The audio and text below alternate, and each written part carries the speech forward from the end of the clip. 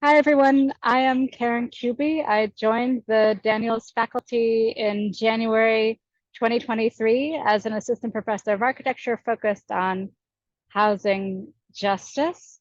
And of course, housing justice is under the umbrella of spatial justice, which is basically how social justice shows up in the built environment. So something I'm reading right now is Architectures of Spatial Justice by Dana Cuff.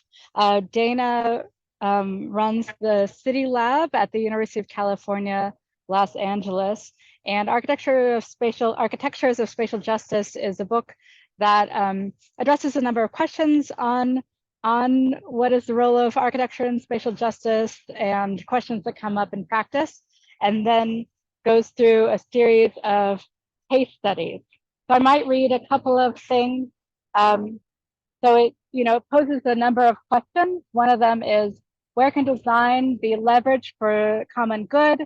Another is, do justice ethics invoke radically public architecture? And a third is, what role do partnerships of difference play? And then when I read, I tend to do a lot of underlining.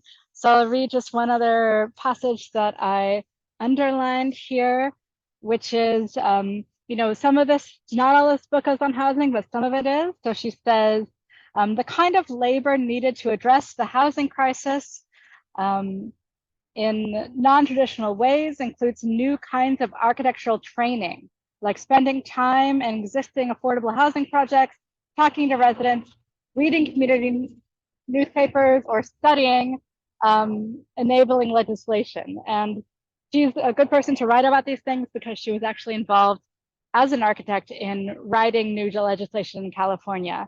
A couple of other books, there are many books that have changed my life, so that would be a long list, but just two that come to mind are Race and Modern Architecture.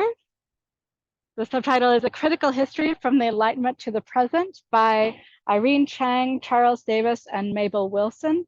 This and the next book I'm going to show both are under the category of books that help you to see systems or ideas that might seem neutral or normal, but understanding them more makes us realize that they are designed and in a certain way with a certain power structure, and they can be changed. So Race and Modern Architecture helps us see how race shows up both in physical architecture and the way we think and talk and learn about it. And then I really love this book, In Defense of Housing, by David Madden and the late Peter Marcuse. Make sure it focuses. This is not explicitly on architecture, but I think it has a lot of implication for architects, and it helps us to understand how the housing system is designed and pretty recent and can be changed. And last, I'll just share that, how I read, a big part of how I read is through teaching.